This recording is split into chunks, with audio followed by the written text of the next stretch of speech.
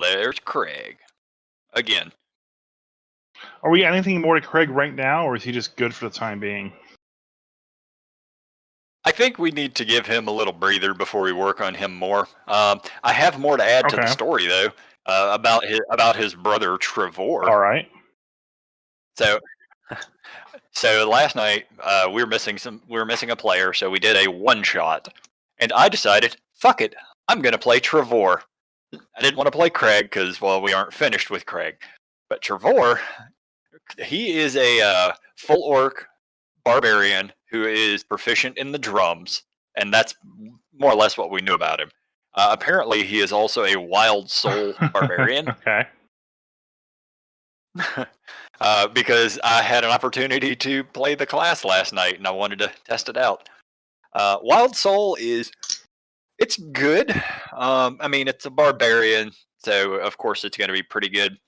Now, I had the opportunity. We were playing at 15th level, so started out fairly powerful already. I don't think the class would be nearly as good. I mean, it's still going to be good, barbarian once again, but it wouldn't be nearly as good as you're coming up through the levels. Once you get to 15th, you have access to everything that the Wild Soul gets access to. So pretty much every turn, I'm capable of rolling on that chart. I can use my reaction anytime I take damage to roll on the chart to see what effect I can get. So I have a lot more control of what I'm getting. As well, when I roll, and it's only a D8 that you're rolling, but when I roll twice and I get to pick which number I wanted. So it's basically a weak form of wild magic that can be controlled much better than a wild magic sorcerer can. Okay. Plus you're a fucking barbarian on top of that, so you're nearly unkillable and do stupid amounts of damage. and then you get these other little effects. Let me pull up the Wild Soul right quick. I should have done this before we started. How dare you not be prepared? I know, I wasn't expecting to do this. Okay. So there's 8 effects that you can get. I found there are 3 of them that are pretty good, and I built the character sort of around one of them. So if you manage to get the 8, a beam of brilliant light lands. Oh, that's not it. What's this shit? Damn you, Google! Damn you straight to hell! Yes, it's Google's fault that you typed it in incorrectly. Yes. No, oh no, it took me to a Wild Soul Barbarian, but it wasn't the 5th edition one I was using last night. This is, I believe, the correct one, I think. Magic infuses one weapon of your choice that you are holding until your rage ends. The weapon's damage type changes to force, and it gains the light and thrown properties, with a normal range of 20 feet and a long range of 60 feet. If the weapon leaves your hand, the weapon reappears in your hand at the end of the current turn. So I was using a 2-handed flaming maul, and I went ahead and got a great sword, a +1 great sword. So anytime I would hit number 8, I would just take the great sword and chuck it. Okay. It gains the light and thrown properties. So a fucking great sword effectively becomes a lightsaber that you can throw. Neat. Yeah, it was a lot of fun. The number 1 on the list is actually, I think, the best of all of them. Each creature of your choice that you can see within 30 feet of you must succeed on a Constitution saving throw or take 1d12 necrotic damage. You also gain temporary hit points equal to 1d12 plus your barbarian level. So since I'm able to roll consistently and have control of it consistently, I was pretty much getting temporary hit points every round or every other round. I mean, it's fucking nice. Barbarians are already incredibly hard to kill, so just giving them another. I was level 15, so on average, 21 hit points a round, or every other round. I mean, that's pretty fucking decent. Yeah, that sounds really good. I mean, it sounds better than a wild magic sorcerer. Well, yeah. Most of the wild magic sorcerers, you just have such a large list; it's impossible to control it. Plus, there's the difficulty of even getting it to trigger. Yeah. Whereas this, you can trigger it. You trigger it when you rage, and then every time you take damage, you can just Yeah. use your reaction to fucking do it. Yeah, plus it was one of the original classes, so they're always usually a bit weaker, than the ones that come Yeah. out later. There's plenty of variants that you can make it work better. Yeah. Yep. And mind you, I don't know for certain that this is this will be the official Tasha's version because Tasha's is not out yet. But this is the one from Unearthed Arcana. Yeah, I think that's the one from when they were doing the Icewind Dale stuff ahead of time. Mhm. The one that you played. Yeah, it's. Yeah. I think it works. A little bit of wildness in that orc family for Tre'vor. Yeah. Yep. And after we killed the dragon, I played the drums. And had a party. He was basically I played Tre'vor like he was the star of the football team. You know the kind of guys I'm talking about. Yep. Here's one change I want you to make to Tre'vor. I want you. All right. You said two-handed greatsword. Okay. Well, that was a backup weapon. It was a two-handed flame tongue maul. Right. Was the primary. So it can be a maul, and for all intents and purposes, but it's not a maul head. Instead, it's just a drum on a stick, and that's his drum. But it's a weighted drum, so still when he swings it, it's got heft to it, and it's magic, so it's not going to break. Okay. So he's actually just hitting you with his drums on a stick, and it makes a thump sound every time he hits somebody. Nice. I didn't think of that. So I made him on. I went on Hero Forge and made him up. Like created a figure for him, and his maul it basically looks like two drum heads. Yeah, that's what made me think of that. So we needed to make that official. Okay. Yeah. No, it's official now. So you did that on Hero Forge because I did that for my player tokens and a couple other tokens for my game that I'm streaming on twitch.tv/Grumpy Dungeon Masters every Saturday at 8 p.m. Eastern Standard Time. We got check them out, and they look really good and they stand out from the tokens. And I finally found a way to use my old tokens on the builder, so I'm satisfied with how things are going. I miss not having my streaming program be my art program. So that's kind of weird. Like sometimes I'd rather be able to just modify a map on the fly and add or remove objects that I want and not have to pull them in. Right. So that's a bit disappointing, but Foundry lets me set all the walls and everything so the players can't see around certain objects and see things.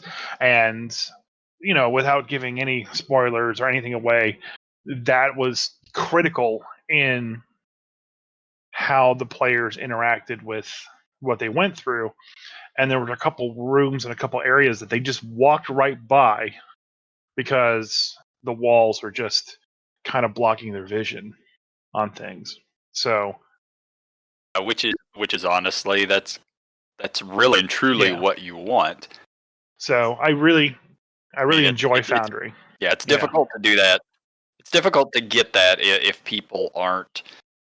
I don't know. Even on tabletop, that's very difficult to actually get people to just not see things because you're hand mapping things out. When I did home stuff for 4th edition, I bought a lot of the official D&D tile sets. And if they would sponsor us, I'd plug them all the time, but I'm still going to plug the D&D tile sets. They're amazing. They just take a little bit of Scotch tape, and they're double-sided. The tape doesn't damage the tokens, and you just kind of tape the tile to a giant poster board or something. And then you just take black construction paper and cover up the different rooms. And what I would do is I would almost fill the entire poster board with black construction paper. So I would have a piece of black construction paper where there is nothing.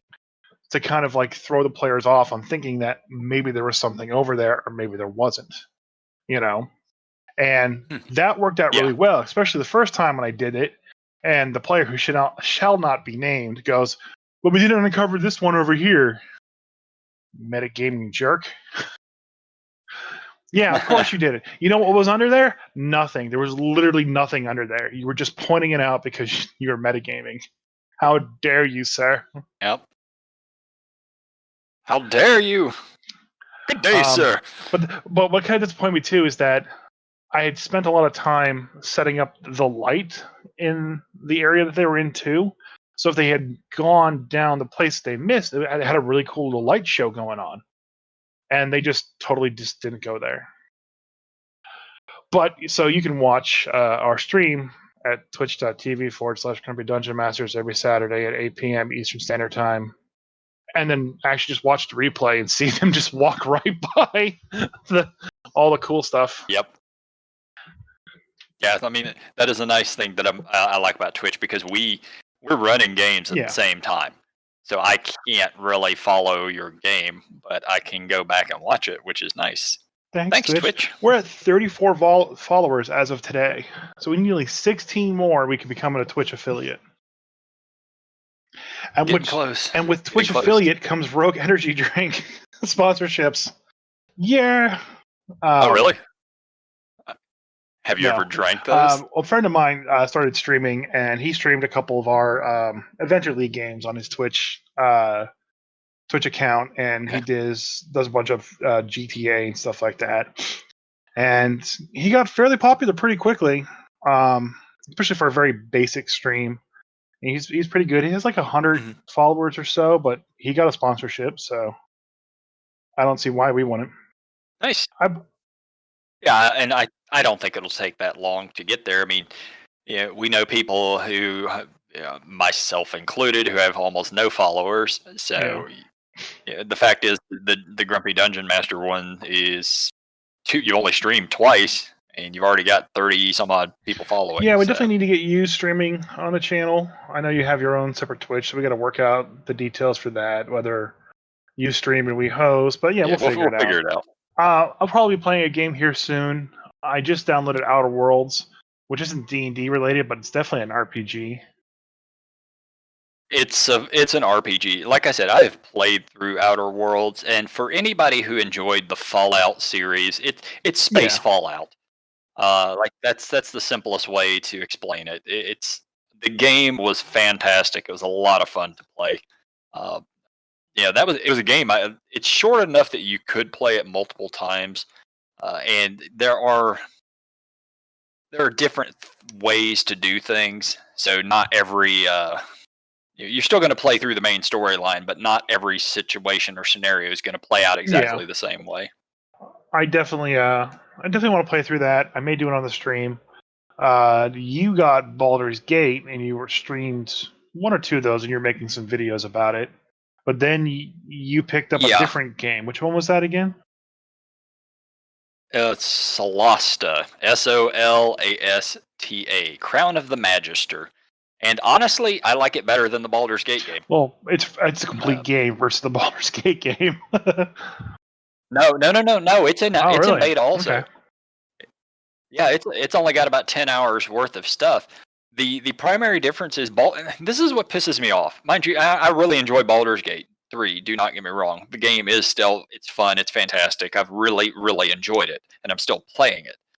But it does not hold true to the 5e rules of Dungeons and Dragons, and it is a WotC approved thing.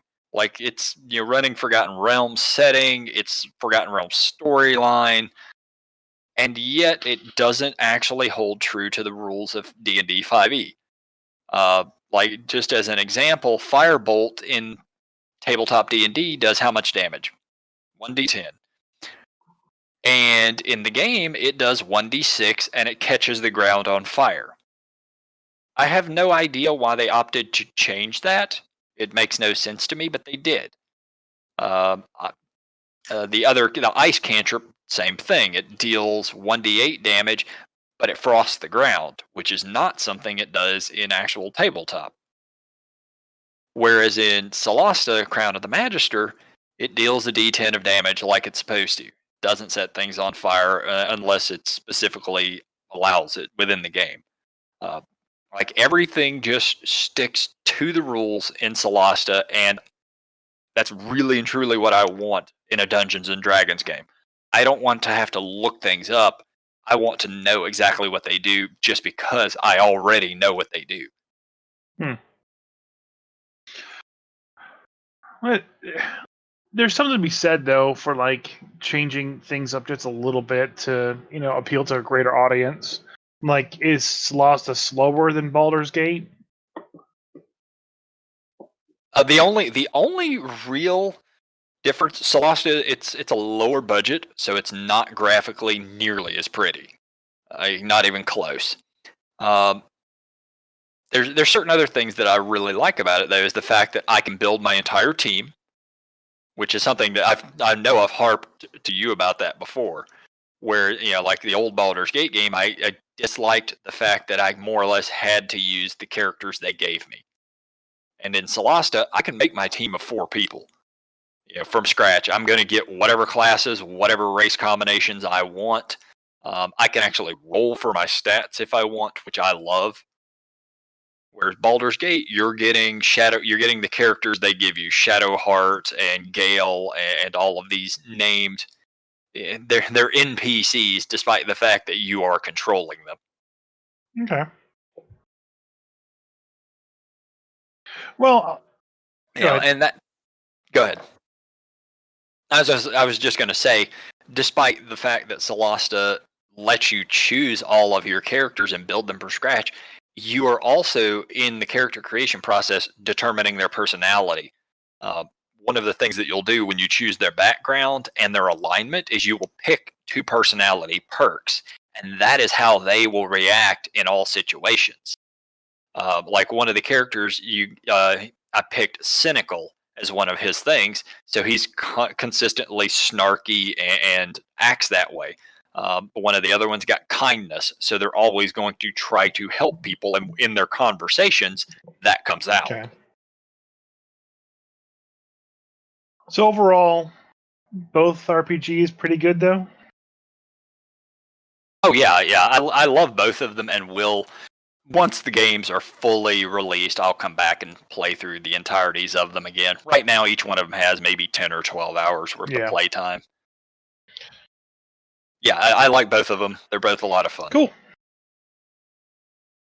This is not a video game podcast, but they're both Dungeons and Dragons games, so figured it was worth bringing them up at least.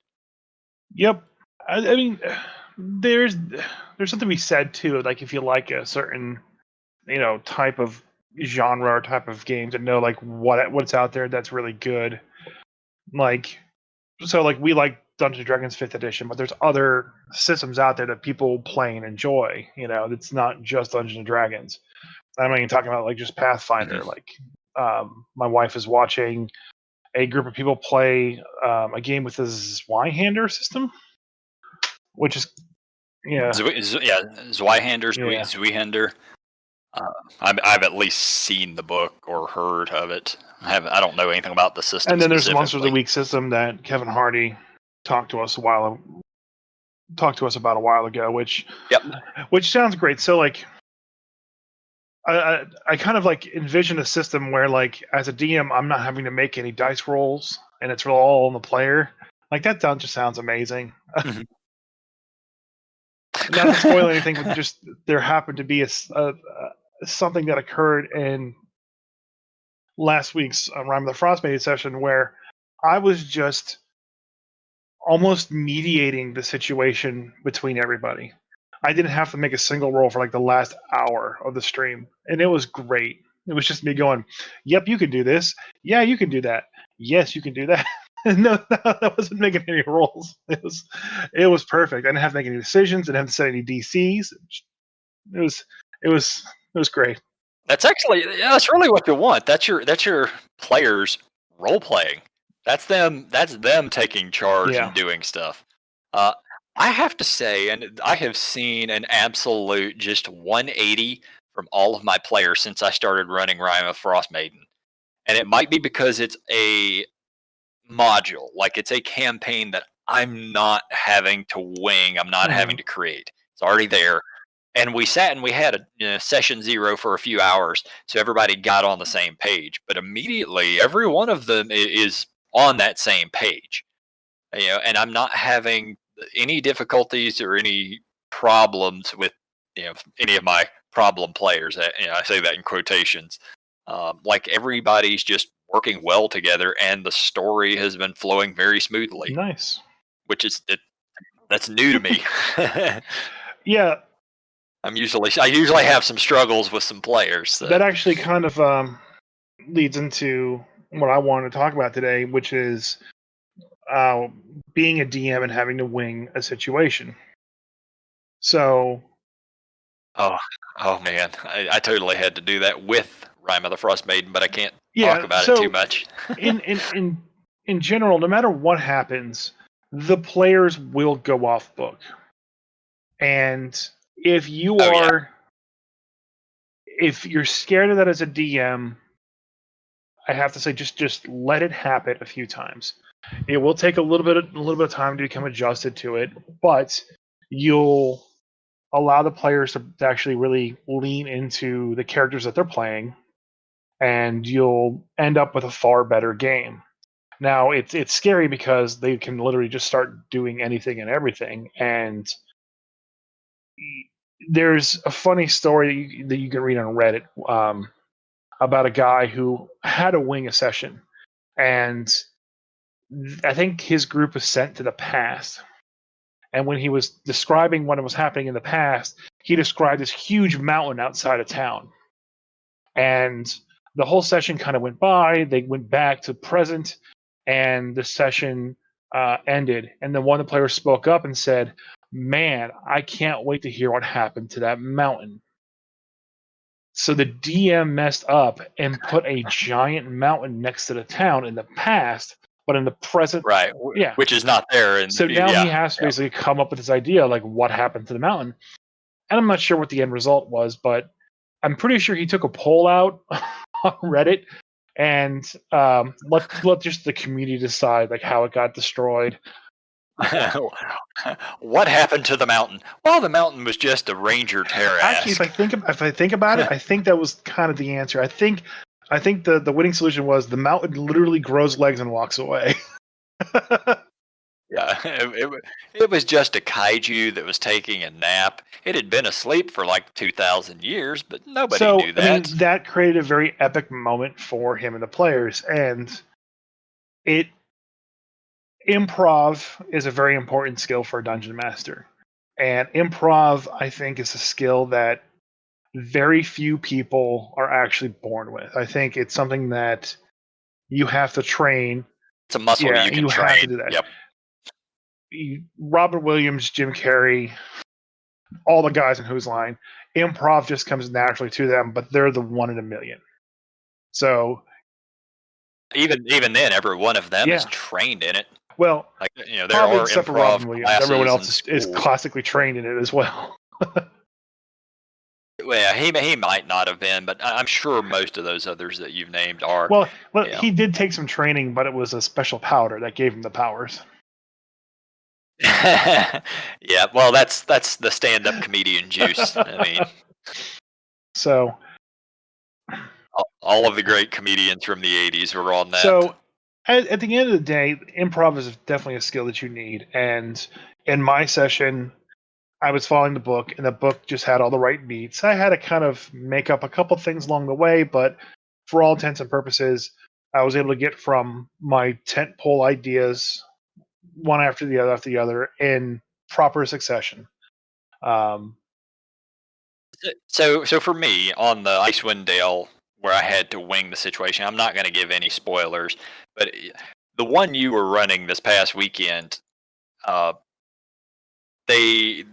players had already done that scenario, and there was a thing where they didn't handle it how the book expected them to. So things were left Yeah. open.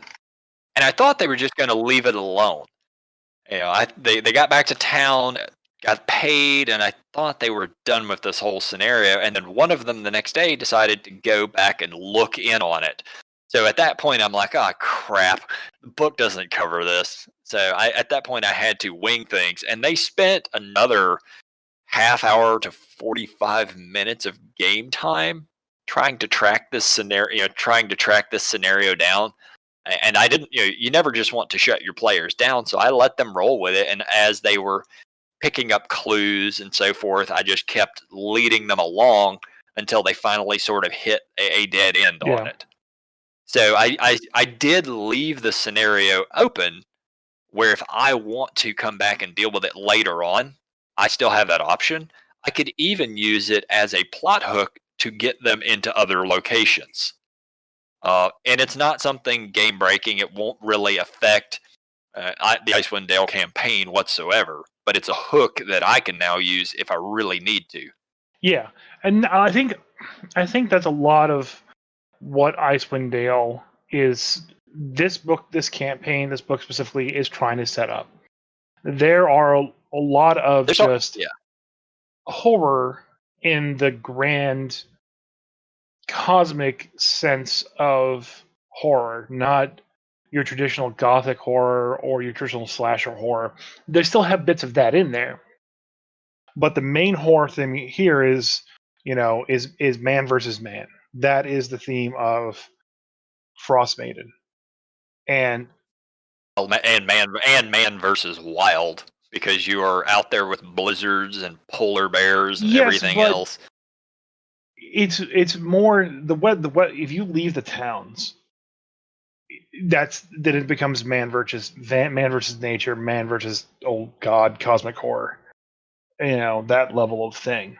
But the first two chapters of the book, even this chapter 3 and chapter 4, all deal with man versus man, and that's how a lot of things end. You go back and watch most horror movies from the 80s, 60s, and the 70s, and the 90s. They don't ever beat the bad guy, So the players are successful in that they just stop the menace from occurring anymore, not that they stop the menace from ever happening again. And Icewind Dale is very much on that. So that's how it's going to be. Like, people, and I've seen this a lot on the Reddit Rime of the Frostmaiden subreddit, where like, oh, I don't like how this thing happens later in the book. I'm totally going to change it because I don't think it's fair to the players. Don't change it. Don't. Just let it happen as it happens. That's the whole point of this campaign setting. If you're changing things because you feel horrible about it, that's the point. The point is you feel horrible about it. It's And if you as the DM feel horrible about it, how do you think your players, and preferably how do you think their characters are going to feel about it? You're robbing them of that experience. You're robbing them of that situation. I mean, if Icewind Dale, Rime of the Frostmaiden, is not meant to hold your hand, it's not supposed to be kind and cuddly. Some of the campaigns, from my understanding, are just sort of light fluff, or just very, very traditional in Dungeons and Dragons storytelling. This one is not. This is definitely not light and fluffy. This is supposed to be horrible. It is a crap place to live, and there are terrible, terrible things happening there. And the players, they can probably survive it, but thriving in it is not likely to happen. And then that's the key point. The point of the players is to survive it, not to come out of the day being heroes. They just need to get through. I mean, yeah. Now, I mean, if your entire party is a bunch of shitbag characters, they might be doing all right. But for people who have any sort of a conscience, this, it's not going to end well. So, like, if you compare it to, let's say, Waterdeep, and you have your characters who kind of are in Waterdeep, and they meet together under weird circumstances, and they're going out and they're making a name for themselves, and then they get a mansion, and they build a mansion, and do all the stuff, and they beat the bad guys, and everyone in Waterdeep loves them and has parades for them, and it's just hot dogs and rainbows. It's great. That's how that book is. It's a big, thriving, bustling town with bright lights and colors and just fanfare everywhere. In Icewind Dale, it's bleak and horror. It's you don't want to be there. Like, I would honestly say that if the characters, if the players want to basically just leave Icewind Dale midway through the campaign, I'm gonna let them. Except they can't. Maybe. I have to come up with a really good plan. Let's just say that. Yeah. I won't say it's impossible. You can't just.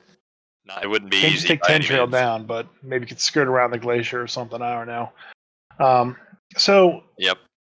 Catch a boat on the sea of moving ice. So. I don't know. I would. There's a lot of people like, you should watch The Thing, and that will set you up for how Icewind Dale is supposed to be, or you should watch this horror movie, that horror movie. And I was been thinking about that for a while, and The Thing is a good. It's a good movie to watch to kind of prep your mentality for Icewind Dale, but it's still. First off, it's October 25th right now when we're recording this, so it's close to Halloween. Everybody should be watching The Thing anyway because it's the greatest horror film ever made. I will stand by that till the day I die. Much. But I think if I was to pick a movie that would properly represent the horror of Icewind Dale, it's actually a Denzel Washington movie. Fallen. Which one? Oh yeah, that was a good one. And yeah. If you've never seen Fallen, it's actually one of my more favorite movies because of just what happens throughout the film. And if you haven't seen it, I'm not going to spoil it. Go watch it. You can find it on YouTube. It was made in 1998, so it's. Another one that I would say kind of sets the tone a little bit would be 30 Days of Night. Did you ever see that one? Basic premise behind it is it's a small town in rural Alaska, like as far from civilization as you can get, and it's winter time, so everybody's battening down the hatches. Once the snows really come in, nobody's really leaving town for 6 months or a year, and at the same time, vampires invade because there's no sunlight. So everybody's just trying to survive a horde of vampires trying to kill everybody. Any movie in which the heroes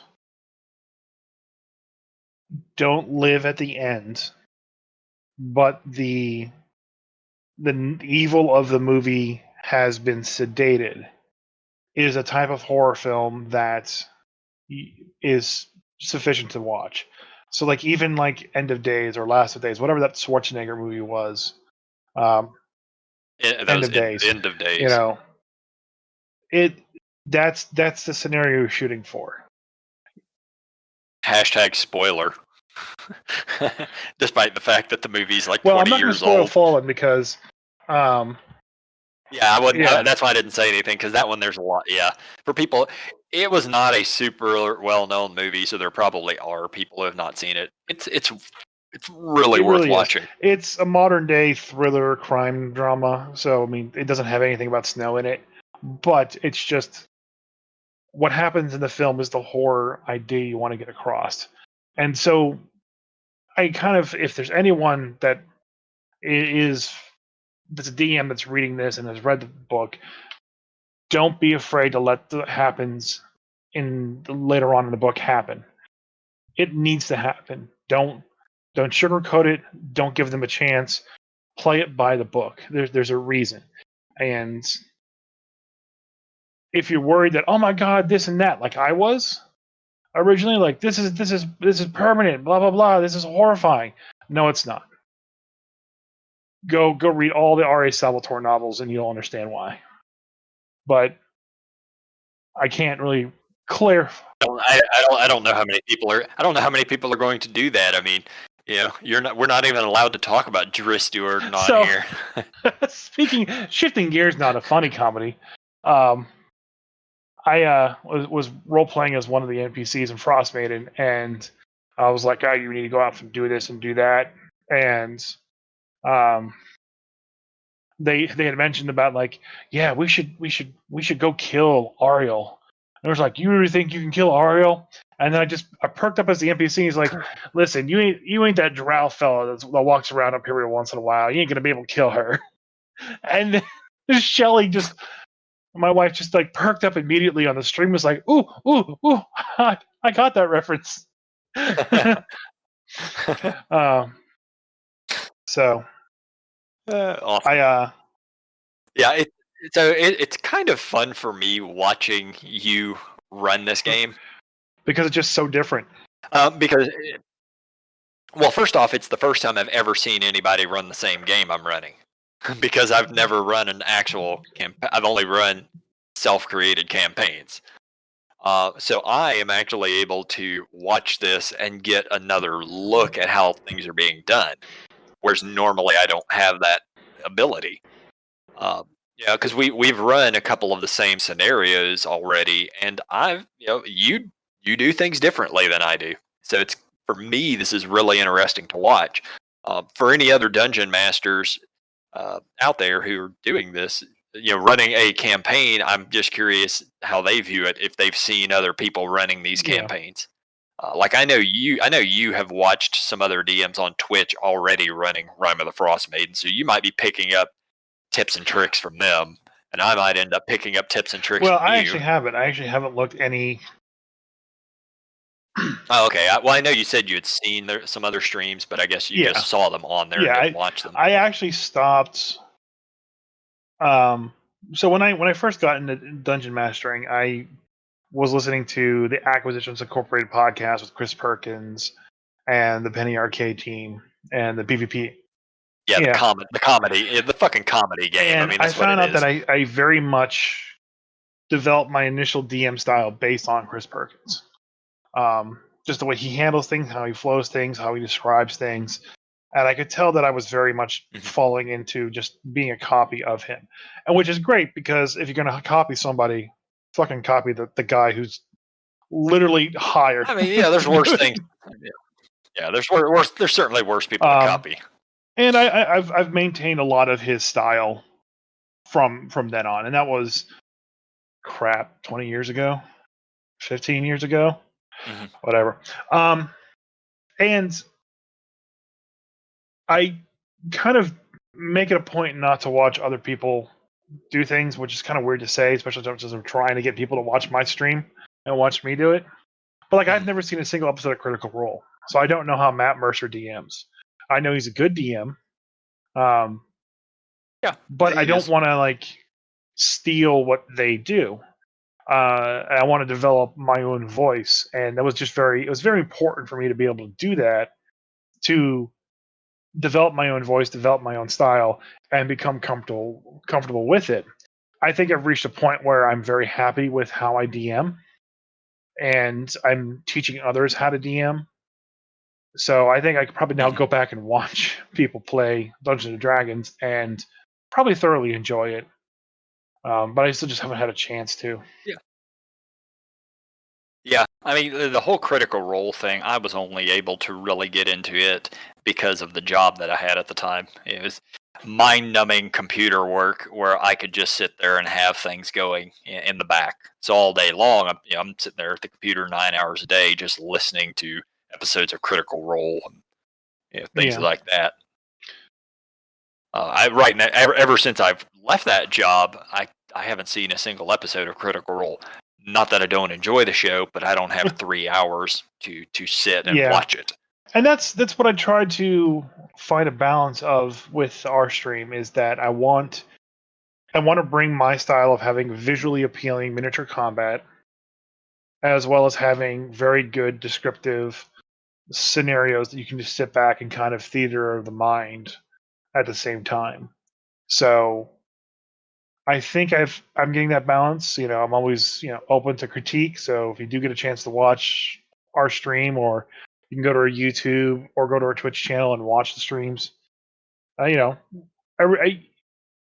you have to kind of get out there and listen to other people's feedback to get better, no matter who you are. So we're always open for feedback. I mean, and everybody's heard it before, but you never stop learning. Like even as a dungeon master, I learn things all the time, and I will try a scenario and realize, well, this didn't work. Let's try this a little differently this time. Yeah, everything can be better than it is, no matter how good you are at something. So just keep that in mind, and watch our stream. Yep, and Icewind Dale is very big, and it's the current hotness. A lot of people are playing Strahd. Strahd is a much easier traditional horror. It's vampires and werewolves. So just yeah, and I know they just did the re-release of it, so I'd imagine a lot of people are jumping into it. And it's more appropriate for October, but campaigns take a while to set up. And I'm very curious as to what the next one WotC's going to do, because to kind of touch on some current events, we saw that there's that lawsuit going around from the Dragonlance writers. Oh man, don't get me started so on that. So WotC, I guess, had ordered 3 books, and they finished 2 of them, and sent them in.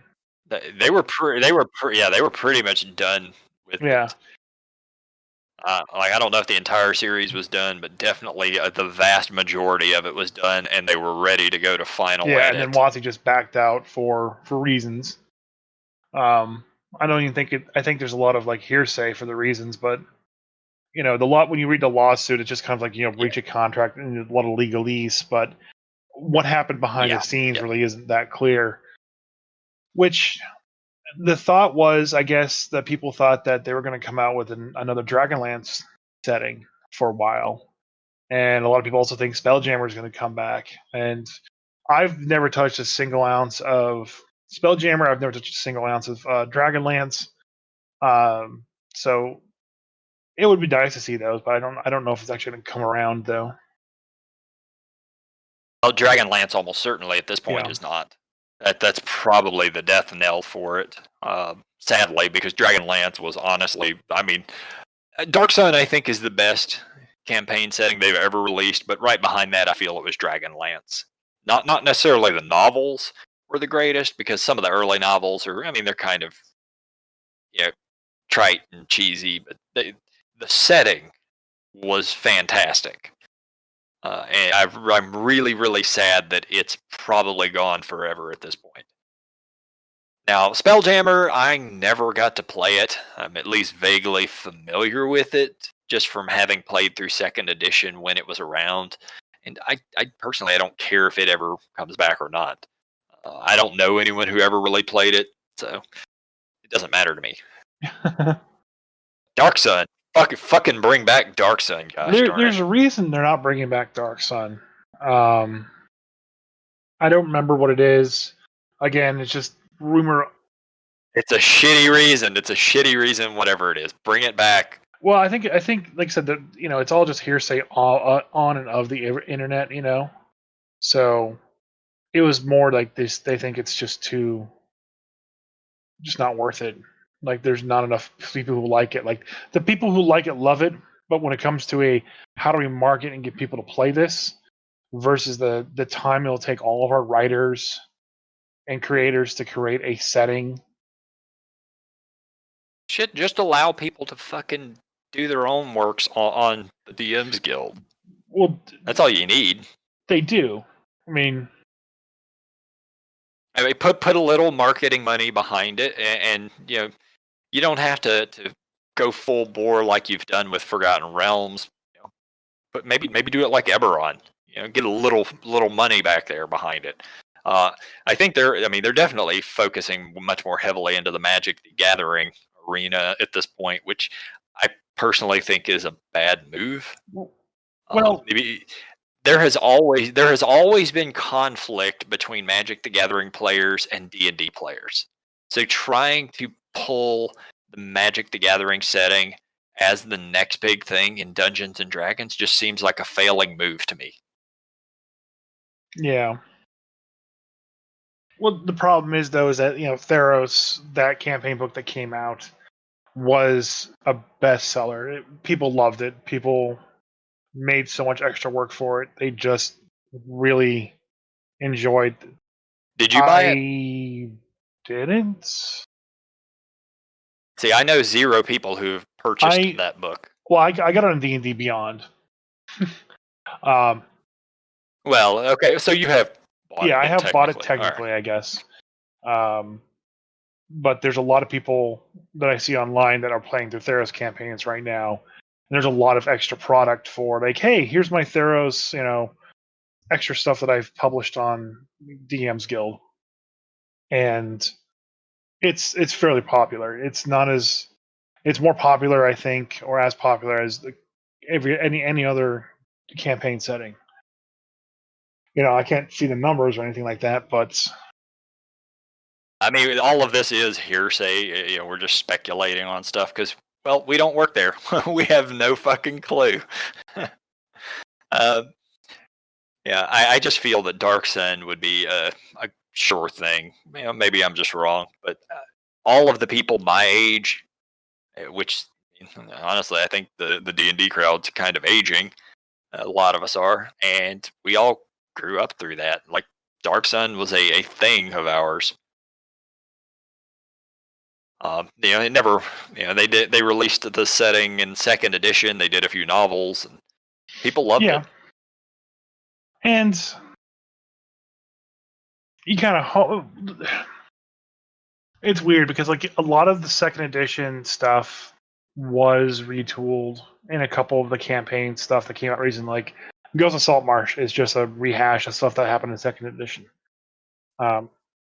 Sure, yeah. Tomb of Annihilation and all of a lot of the old stuff. Yawning Portal is nothing but rehashed stuff. I mean that was a very particular case too, but overall, I kind of want to see them do something new, like a new setting that's unique to the new generation that's kind of like coming in and learning Dungeons and Dragons. Faerun is great. I still think that should be the core central of the books and everything, and the driving force, like the driving brand behind Dungeons and Dragons. But like, I mean, it already is. Yeah, but that's why Dark Sun's not going to come out though, is because Dark Sun, while a few people love it, like I love it, you love it, everybody else seems to love it, but I don't think it's going to sell very well. They ain't making figurines of the NPCs from Dark Sun, but I have to buy a couple for people who shall not be named for Christmas. So it's I mean, Spelljammer is close, which is it's still kind of out there, but it still ties to Faerun a lot because that's where they're showing up and doing stuff. Yeah, I mean, Baldur's. Yeah, it very much does. Baldur's Gate starts with it there, right?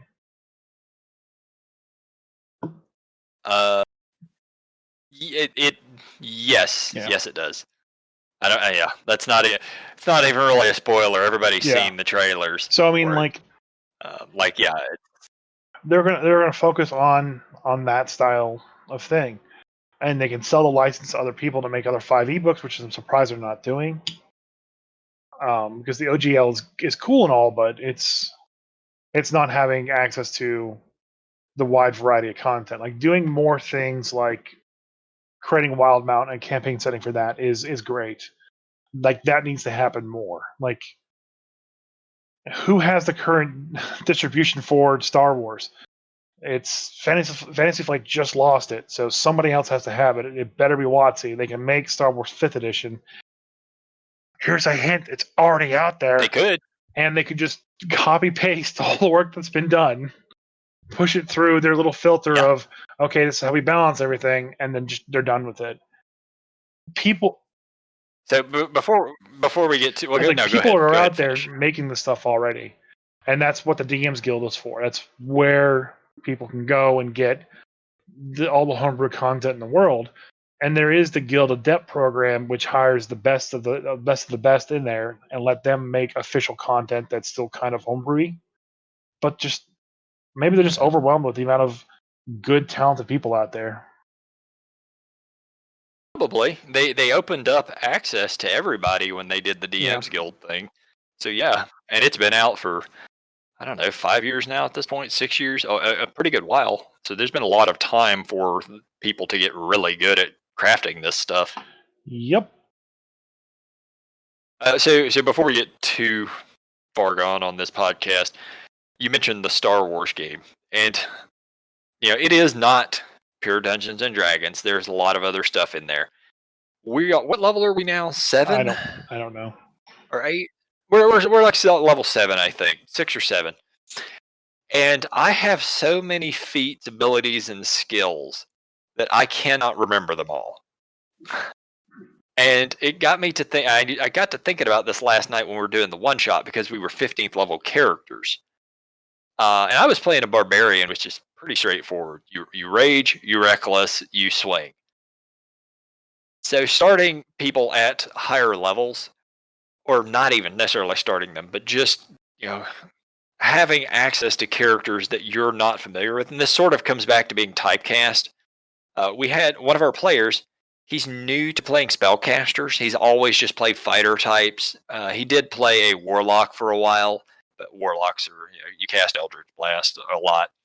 So he decided to play a sorcerer last night at level 15, and I think he did pretty well. There were some times where he just sort of oversimplified what it is to be a spellcaster. I cast Fireball, and he had picked up Eldritch Blast because why not? So he Eldritch Blast, Fireball, like sorcerers do. But there's so much more you can do that you need to learn at a high level of the character. Sorcerers have access to 14 or 15 spells at level 15, so there's so much more he could have been doing. Me as the barbarian, there were abilities that I had to constantly keep looking up just so I could remember what they do. And this is D&D is sort of the pared down version. Like Star Wars 5e is just so much stuff. How the hell do we remember this all and keep up with everything? So on that kind of thing, like I spent the last session without an additional fighting style, nor did I have the new stuff that they added to the rogue class, because I was just like, I can't make all these choices right now. I have to type them all manually in the roll 20. It's not going to work. They are falling into the problem that 4th edition had, where there's and 5th and 3rd edition there's just as well. too much stuff. It's cool to have a lot of stuff, but if you can't focus on using a certain tool set, then you kind of just flail around in the wind. Like you're becoming a jack of all everything, but you can't focus on one individual thing. Mm-hmm. Yeah, and just as a player or as a DM, it just becomes it can become overwhelming just having access to so much stuff. And 5th edition is still a lot better than 3rd edition was, and I'm assuming it's better than 4th edition because you've told me so. But it's still once you get those higher levels, man, there's a lot of things you can do. Yeah, I mean, I'm already at I have force powers, I have rogue powers, my attack list is like 17, maybe 20 different types of individual attacks that can happen, because like I have my wrist blades, and I have my hidden blades, and then I have my rapier, and I have my lightsaber, and I have my force powers. And then if this force power is active, then I crit this. So I need to copy all those attacks and have one just for being able to crit at a higher roll. And it's a lot, and it just takes a lot out of you to set it up. And maybe if I was, I mean, I in that game, in the Star Wars game, I make one attack a round, and there's 4 steps before I make a single attack. It's just, I mean, it's critical. I have to do the critical analysis thing, and then there's the gambling because that's the class I'm playing to see if I have advantage. Then I'm effectively hunters marking them, and then I'm attacking. Yeah, There's a lot of shit. Like playing the barbarian last night, I was damn lucky that I remember I hit 0 hit points, and after the DM started to move on to me going down, I managed to remember that as a barbarian at that level, you have a chance to not go unconscious when you hit 0. You come back to 1 hit point. So on that note, one thing I have to teach new DMs is if a player forgets 5 damage in the next turn, okay, like like you're playing the barbarian, and let's say you forgot to add in your rage damage to your total DM, and he tells you once the next player is doing his thing, if it doesn't kill the monster, just say okay. And here's the secret for me: is I still accept the players giving me that damage, and most of the time I don't even write it down. Don't tell them your turn is passed, the damage does not apply. That fucking sucks. Don't do that to your players. Just go, okay, I got it, and just kind of like record it if you want to, or just pretend that you are. Let the player think that you actually recorded that damage, because it sucks to forget things. And while it may make sense to you as the DM, like, why would you forget this? It happens. Also, happens all the time. As a DM, I forget things constantly. if they, oh shit, I should have also done this on my turn, let them. If it's not too crazy, let them. But, and here's the big but, you as a DM do not get this privilege. You don't get to go back and go, oh, I forgot that I had advantage on this turn. Let me reroll that damn attack again. You don't get that privilege. You don't. You can't do that. If you do that, fucking stop. There is one exception to that, and I was playing last night, but I put the DM in that position for that exception. That exception is if the player comes back and says, "Oh, you had advantage on those attacks." Yes, if the player mentions it, by all means do. If you remember it next turn, no, it's done. Just keep moving forward. Because just let it go and like on. Even then, even the player told me, I would just go meh and just keep going.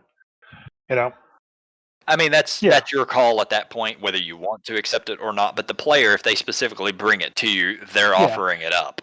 So it's your choice then. There are plenty of times where I forget something or should have done something a different way. I forgot what the success number for a death save was. I thought it was 11. It's actually 10. I think it's 10. I thought it was 1 was the failure, 2 through 10 was 1 was the 2 death saves, then 2 through 10 was a failure, 11 through 19 was a pass. If I recall correctly, in the player's handbook, they offer 2 or 3 variants of the rule, and that's probably what you were thinking of. I think one of them is the easier, or no, the harder version is the 11 to 20. Or I can't math. You know what I'm saying? Maybe there's a variant of it that makes it a little more challenging, and a variant of it that makes it a little easier. But like, I saw it happen so many times, and I witnessed it happen so many times, and just like the player just gets so defeated, and it breaks the flow of combat. It just ruins. Just the players are trying to do their best to keep ahead of things and beat all the monsters and beat the scenario. They're kind of panicked. Their hearts are racing, and if you forget it, just let it go on. Because at the end of the day, if they win, that's great. If they TPK, that's also great. They're supposed to. But don't go out of your way to go, oh, I forgot 3 turns ago. I should have done this to you. Let me do that right now. Just don't. Yeah, don't do that. There are plenty of other things you can do. Give the monster 10 extra hit points or something. Something that the players don't see, that you can make up for that loss if it was critical. And welcome to DM Tips and Tricks by Chris Waples. So before we go, I think we've hit an hour at this point in time. The last thing I want to mention is I'm going to plug the RPG Writers Workshop, which happens right now. Oh no! Here we go again. Oh God! When this podcast is live and you're hearing this, it's already started. But it's never too late. You can just sign up. So sign up. Oh my God! I'm going to sign up. I'm going to make Jay sign up. And no, you're not going to make me sign up. You're going to sign me up. No, you're going to sign up. You're going to do it this time. If you want to ever learn the kind of like the basic ins and outs of writing your own adventure, then this is the course that will help you out fully with that.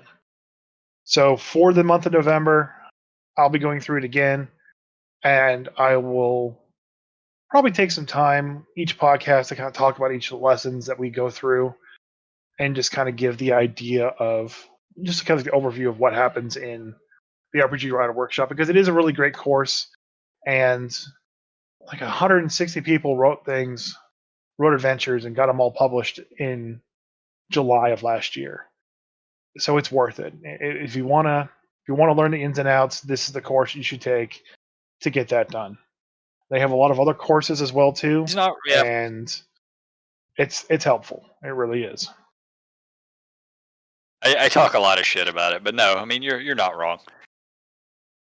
Mostly for me, I just talk a lot of crap because, well, I know me well enough. I'm ADD. I'll start something and will not finish it. So, yeah. But if you wanna learn this stuff and get published, that's the start. It's a real good way to do it. So what was it? What was it called the again? RPG Writer Workshop at rpgwriterworkshop.com. There you go. All right, and with that, say hi, Jay. And Hi, Jay. This is the Grumpy Dungeon Masters. Intro at the end.